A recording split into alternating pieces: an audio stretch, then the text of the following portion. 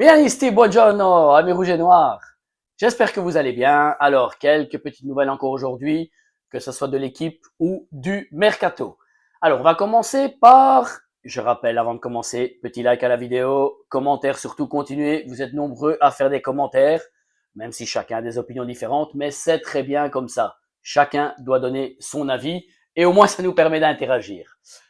Alors, on va commencer par Alexis Salemakers. Alors, Alexis Salemakers, on se rend compte que ces derniers matchs, ces dernières semaines, un peu en baisse de régime, souvent brouillon, perte de balles qui sont des fois dangereuses et on le voit aussi par son rendement. Alors, si je dois être honnête avec vous, j'ai toujours dit depuis le début, Alexis est un très bon petit joueur, mais dans un club comme le Milan, ça doit être une réserve d'un joueur d'une qualité plus haute encore.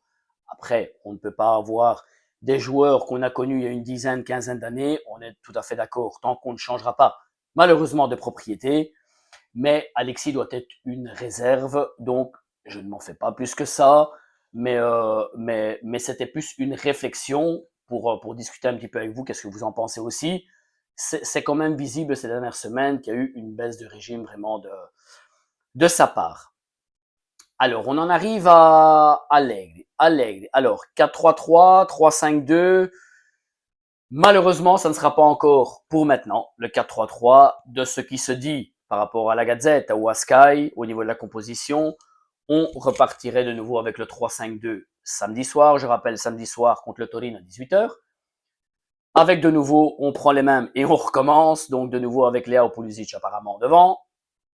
Pas encore de numéro 9 devant, ni Fulkrug, ni Jiménez. On attend de voir si le garçon, ce n'est plus un gamin à 24 ans, 25 ans, sera convoqué Jiménez ou non.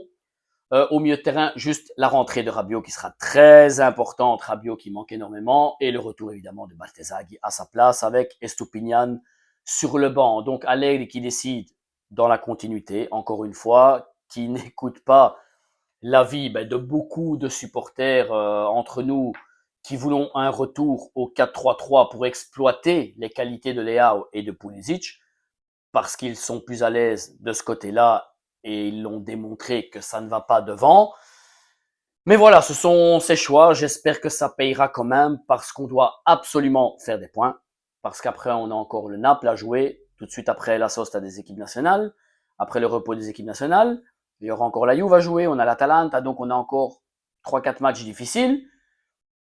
Donc, il faudra absolument prendre ces points et ne pas faire de bêtises. Donc, espérons que ces choix et le fait qu'ils soient bornés pour le moment à l'aigle avec ce système de jeu là, parce que moi au début je pouvais le comprendre par rapport au fait que défensivement on avait du mal et qu'on prenait beaucoup de buts. Aujourd'hui, maintenant, je sais pas avec le but pris contre la Lazio, mais je pense que oui. On était apparemment la meilleure défense en Europe avec devant Arsenal, je pense. Donc, mais c'est surtout grâce au milieu de terrain qui fait filtre, où on prend moins de buts. Parce qu'on se rend compte que si on joue à l'attaque vraiment et qu'on laisse des espaces, notre défense est mise en difficulté et on l'a vu contre la Lazio. Dimanche soir, vu qu'on n'a pas des joueurs top non plus derrière, il faut l'avouer, je vous l'ai toujours dit, pour moi, on doit transférer au moins 2 centraux qui soient titulaires, un sur-titulaire et un autre très bon qui pourrait peut-être le faire aussi. Donc voilà, c'est surtout le milieu de terrain qui fait filtre, mais il faut espérer vraiment que ça paye ses choix parce que ça commence à devenir vraiment ennuyant de, de voir nos joueurs offensifs en difficulté, ne pas s'entendre et d'avoir des difficultés énormes à faire un but. Donc voilà, passons à Jiménez. Jiménez, une bonne nouvelle. Le Mexique ne le convoquera pas pour aller avec l'équipe nationale, ce qui lui laissera 2 semaines pour s'entraîner au top à Milanello, prendre des minutes dans les jambes, prendre des exercices, prendre de la force et essayer d'être en forme contre le Naples. Parce que pour moi, je pense que si Jiménez est prêt contre le Naples, c'est lui qui partira titulaire depuis la première minute. Parce que quoi qu'on en dise, Allegri ne l'aime pas, Allegri ici, Allegri là. Allegri au début de saison, tant que Jiménez était disponible, il l'a toujours fait jouer et jouer avec Pulisic. Donc voilà, et pour moi, pour ma part, c'était le meilleur duo d'attaque au début de saison parce que même s'il ne faisait pas des goals, c'était un vrai numéro 9, quelqu'un qui savait tenir un ballon, s'appuyer avec les autres joueurs et qui sait faire monter une équipe. Donc voilà, espérons qu'il revienne au plus vite parce que moi je voudrais le voir sur le terrain. Alors, on en vient à nos nouvelles de Mercato. On va commencer par une petite nouvelle de Daniele Longo qui travaille pour Calcio Mercato, qui est souvent invité, journaliste qui s'occupe du Mercato, qui est souvent invité à Top Calcio, l'émission en Italie, qui disait que le Milan est toujours très intéressé à Cambiaso, le joueur de la Juve. On le connaît tous, peut jouer back gauche, peut jouer back droit, dans un 3-5-2 sur les flancs. J'aime beaucoup ce joueur, c'est un joueur très utile. Le Milan serait toujours intéressé, donc si la Juve le mettrait encore en vente, comme il l'a mis l'année dernière, juste avant qu'il parte à Manchester City, à un prix abordable, bien sûr, le Milan serait là éventuellement pour faire une offre, parce que c'est un joueur qui plaît énormément à Allegri et qui me plaît énormément à moi aussi. Alors, autre joueur, un autre nom qui est sorti. Alors, je vais vous faire, on va commencer par le défenseur et on finira par les deux joueurs au milieu de terrain. Donc, pour le défenseur, le préféré d'Allegri, de ce qui se dit bien sûr, déjà au mois de janvier passé, était Kim du Bayern. Apparemment, difficulté à y arriver, que ce soit transfert, au niveau du salaire, etc. Donc, ce n'est pas évident. Mais il y a un autre joueur aussi qui plaît énormément à Allegri, c'est toujours le même, c'est Mario Gila de la Lazio. Furlani, de ce qui se disait il y a quelques semaines, aurait déjà rencontré Lotito, président de la Lazio, pour commencer à traiter le joueur. On parlait d'une histoire de 18-20 millions. Aujourd'hui, on parle de 20-25. Pourquoi? Parce qu'évidemment, il y a d'autres clubs dessus, dont l'Inter. Alors, derby de Mercato, oui. Parce que, et là, on a deux nouvelles qui sont un peu en contraste, parce que, d'après la personne qui donne la nouvelle par rapport à Gilles, elle a eu des échos d'un côté, d'une personne du milieu des agents qui dirait que Gilles serait plus proche de l'Inter et qu'il aurait déjà donné sa parole à l'Inter. Au-delà de ça, journaliste proche de l'Inter lui aurait confié que le joueur irait au Milan. Donc voilà, c'est une petite bagarre encore sur le derby. Tare travaille avec son agent parce qu'il est parti un peu en mauvais termes avec la Lazio.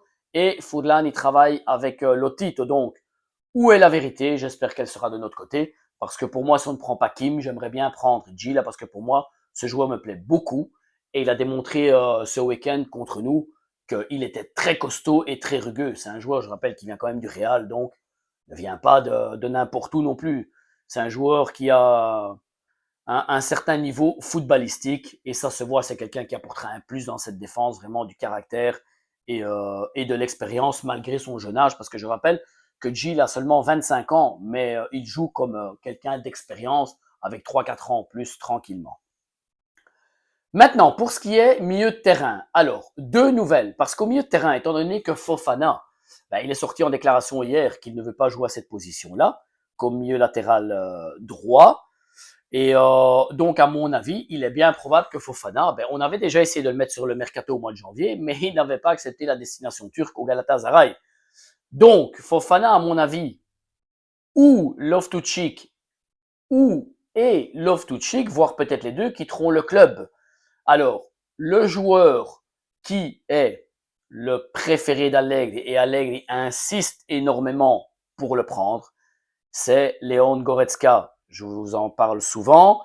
Ici, je vous en reparle. Pourquoi? Parce que le Milan a fait l'offre au joueur et à son agent. Le joueur demandait au moins 7 millions d'euros net par saison en contrat de 3 ans, plus la commission à son agent. Qui dit plus que ça, on verra encore où est la vérité. L'offre que le Milan a présentée est de 5 millions d'euros net par saison, plus les bonus pour arriver sûrement aux 7 millions. Le même type de contrat qu'Aménian et Léa, donc 5 de bonus plus 2, qui sont facilement rejoignables pour arriver à 7 millions d'euros net.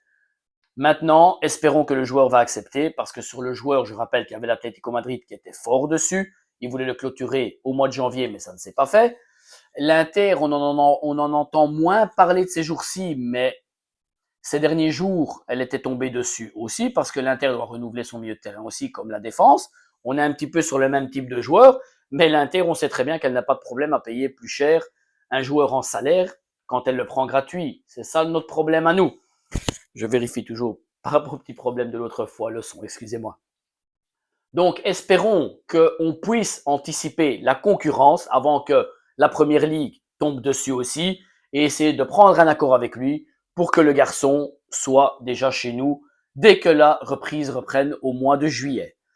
L'autre joueur au milieu de terrain qui est sorti hier, le nouveau nom est Koné, le jeune joueur africain du Sassuolo. Pas mauvais joueur, j'ai eu l'occasion de le voir quelques fois, c'est un bon petit joueur qui arrive à s'insérer aussi. Et pourquoi on parle de lui? Ben parce que si on parlerait de deux départs, ben on prendrait deux joueurs en entrée, comme dit Allegri, un joueur d'expérience, Goretzka, un joueur plus jeune à grandir et futurible, Koné. Donc, pourquoi pas, après traiter avec le Sassuolo, on le sait tous, ce n'est pas une masse évidente non plus. Traiter avec Carneval et là-bas le directeur sportif du Sassuolo, ça ne nous a jamais vraiment réussi. Monsieur est ami de Marotta à l'Inter, donc voilà, il va falloir travailler aussi si jamais on veut ce joueur-là. Mais pour moi, ça serait bien Loftus Fofana qui sort, rentrée de Goretzka, Koné, ou André, encore le jeune brésilien du Corinthians qui n'est toujours pas tombé à l'eau. Donc voilà, le jeune, ok, mais l'expérience et la sûreté. D'abord, faire un milieu de terrain, chers amis, avec Rabiot, Modric, Goretzka, pour moi, c'est top, top, top. Avec Yachar et Rich qui viennent de plus en plus pour remplacer Modric, bien sûr, si Modric reste par rapport à son âge, ce qui est tout à fait normal. Mais là, on aurait un milieu de terrain, pour moi, de niveau européen, Champions League aussi. Voilà, j'espère que la petite vidéo vous a plu. Je vous souhaite une bonne journée, surtout beaucoup de likes. Faites vos commentaires chez amis, j'essaie de répondre à tout le monde en général, étant donné que je peux le faire par rapport aux commentaires qu'il y a maintenant. Abonnez-vous, c'est totalement gratuit, je le rappelle. Les abonnés augmentent. Direction les 200 amis, les 200 abonnés, les amis. Excusez-moi et je vous souhaite une bonne journée. Sempre Forza Milan.